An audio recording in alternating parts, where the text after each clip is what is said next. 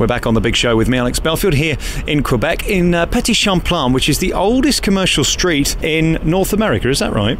Exactly. You said it very nice. We're back with Nicole, walking through what is just a beautiful place. It is so clean and tidy. I think more than any other major city I've ever been in, it is just delicious. How do they manage to keep it so clean?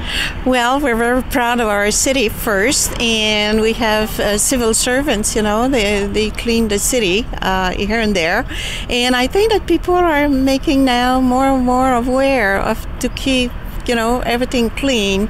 So talking about old Petit Champlain, Quartier Petit Champlain is one of the oldest part of Quebec City.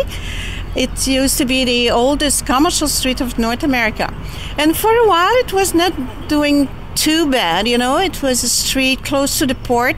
There was a very large shipyards facing that little street.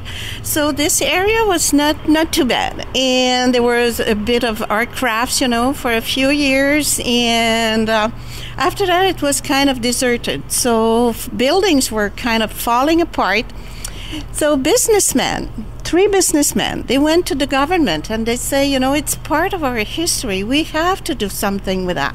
So starting around the year 1970, this whole area has been restored. See, so it's a street for art crafts. Most of the things that you see in those little boutiques are mostly made by local artists. So you have wood carving and jewelry and pottery, chocolate, art galleries, everything, And this is part of an association, the Association of Merchants of Petit Champlain. So you're sure that it's made locally. I mean, not only from Quebec City, but from the province of Quebec. And it's a very, very nice little street, only to stroll around. If you don't buy anything, it's okay. It's just to stroll around and see what the art craftsmen can do, So it's very, very nice. It's a really adorable area, and it really does take you back to Paris and to France. You really do see those French influences here. Oh, of course. And the population of Quebec City is mostly French-speaking. See, 95% of the population is French-speaking, 5% English-speaking by their mother tongue. So we are under French influence. And the architecture is so beautiful and so graceful as well. What you notice here more than you do in Britain is how beautifully crafted each of the restaurants, shops and boutiques are. They take such care, don't they? I mean, we're looking here now in front of a shop called Transparence. It's a glass blowing thing. Everything that you see in this little boutique, it's kind of glass blowing. And the effort they've taken with their window is just extraordinary, isn't it? They've got two little window boxes for plants, but they're not real plants. They're wooden plants painted and just so beautiful. Yes, and now we're getting ready for the winter, and in the winter you'll see that little street covered with snow, of course, but on both sides, in front of each little boutique, you'll see a Christmas tree, all decorated with tiny little white lights. So it's really like a fairy tale, and all this Christmas decoration, But in the summer season, it's all decorated with flowers. Each and every building is decorated. And one other thing I've noticed about the streets here, occasionally you'll see lines with little plaques where they say a date, and that's where the water used to be, because this is reclaimed land, isn't it? Yes, exactly. We drove on a little street, and on a little crossing street, water used to come pretty close to those buildings here. Over the years, this is all landfilling by man, but it's amazing to see that on the ground, you see the dates when the water come pretty close to the buildings. And we drove past the FAO place earlier, which is the most beautiful thing, and they've done the ground as if it's waves and then kind of a front of a ship sticking out, which again just emphasizes how much land they've taken back here in Quebec. Exactly, and you have to use your imagination. Just imagine that on the ground there's a ship, and this is the head of the ship, and she's holding food to bring to the people who are starving around the world. One of the things I've noticed since being here is how quiet it is and how delicate the place is. Even here today, you can't hear many people talking. It's a very subtle place, Quebec, isn't it? Yes, but of course, it's a daytime. I mean, people are out to work, and the tourist is not really the peak of the season, so That's why it's so peaceful. And as for the people who are here, as you say, 95% are French speaking, only 5% English speaking.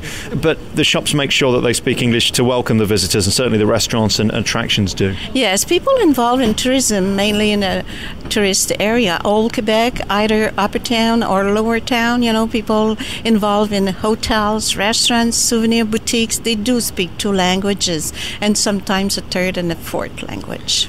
And we've got to talk about the buildings finally, the Chateau Frontenac. It is just an icon here in Quebec. As you come round the harbour, it just stands out a mile. It's like a huge castle, isn't it? Yes, and it is our trademark, It started in 1893, and to be as it is today, 618 rooms, it had to go through 7 different stages. And of course the same as the train station, which is also just another beautiful building.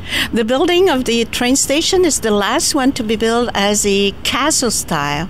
Really the castle style, the same design as the Frontenac Hotel. Not the same architect though, but the same design. And it has been the last one to be built as such. And we're looking at a nice staircase. It's called Breakneck Staircase. Breakneck Staircase. Breakneck Staircase. It's kind of a funny name, isn't it? You have 2 versions. Why is it called the Breakneck Staircase? The first one, see, there was kind of a little hill in the early beginning, so there was no steps at all. So the people used to, for animals, to bring their animals to the upper part of the town. Going through that little hill. After that, there was a French governor. He said, no, we'll stop that. And we'll put on some steps. And on top of the steps, they put on some more steps. So somebody said, somebody someday will break his neck. That's the first version. The second one, as I told you before, this area is a street close to the port. And when you mention a street close to a port, you have different kind of people, and you have sailors, and everybody knows that sailors sometimes like to take a drink or 2, or even 3 and 4.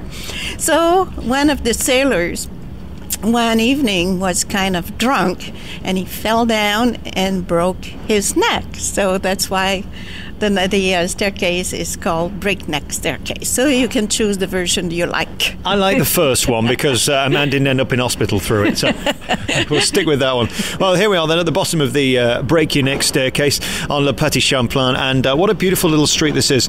We're here celebrating 400 years of this glorious little city. Thank you very much, Nicole. Next, we're going to go and have a look at the Chateau Frontenac and find out why it is the #1 visitor attraction here in Quebec.